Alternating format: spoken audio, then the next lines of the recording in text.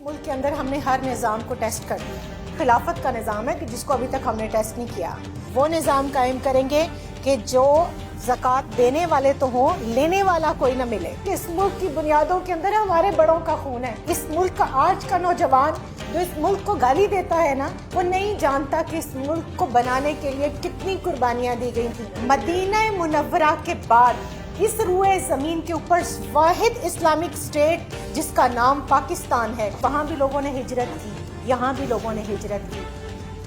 سادہ سے سوال کروں, اگر کیا ہم اس کو چھوڑ کر, جمہوری نظام ہے ہمارا, 76 سال سے اب یہاں تک آ چکے ہیں, جمہوری نظام نہ ہوتا تو کیا کوئی چیزیں بہتر ہوتی؟ دیکھیں, اس ملک کے اندر ہم نے ہر نظام کو ٹیسٹ کر لیا. ہر نظام کو؟ جی ٹیسٹ کر. کوئی ایسا نظام جو کہ نہ ٹیسٹ ہوا اب تک؟ صدارتی نظام ہم نے, جی خلافت کا نظام ہے کہ جس کو ابھی تک ہم نے ٹیسٹ نہیں کیا. ہم نے کہا تھا کہ ہم اس ملک کے اندر اسلامی نظام قائم کریں گے. وہ نظام قائم کریں گے کہ جو زکوٰۃ دینے والے تو ہوں, لینے والا کوئی نہ ملے. ہم اس ملک کے اندر وہ نظام قائم کریں گے کہ ایک عورت جو ہے وہ کابل سے اٹھے اور وہ کراچی تک چلی جائے اور وہ اس کی عزت محفوظ ہو.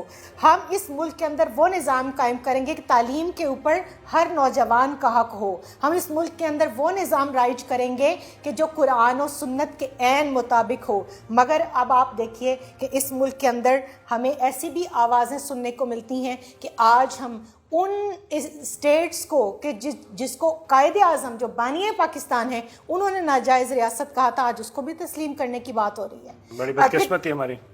اس سے بڑی بدقسمتی کیا ہوگی کہ نظریاتی طور پر مدینہ منورہ کے بعد اس روئے زمین کے اوپر واحد اسلامک اسٹیٹ جس کا نام پاکستان ہے, اور میں سمجھتی ہوں پاکستان کی بڑی مماثلت ہے مدینہ طیبہ سے.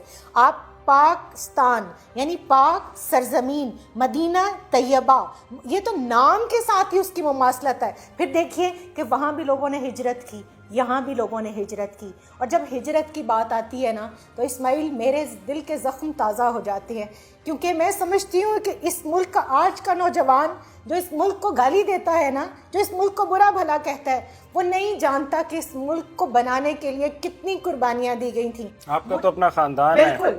اور میں یہ دیکھتی ہوں کہ ہمارے بزرگوں نے, میرے اپنے دادی جان, میرے والد گرامی, میں آپ کو پروگرام سے پہلے بتا رہی تھی کہ ان سے اگر کبھی یہ قصہ پوچھے نا تو وہ سنا نہیں سکتے.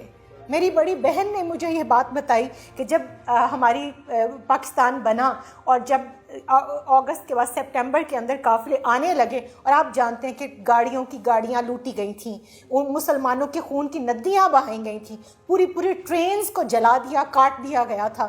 تو اس وقت میں جو بھی قافلے کا ایک امیر ہوتا تھا, جو لیڈر ہوتا تھا, انہوں نے یہی جو ہے وہ رول سیٹ کیا تھا کہ مڑ کر کوئی نہیں دیکھے گا, بھگدڑ میں جو گر گیا سو گر گیا.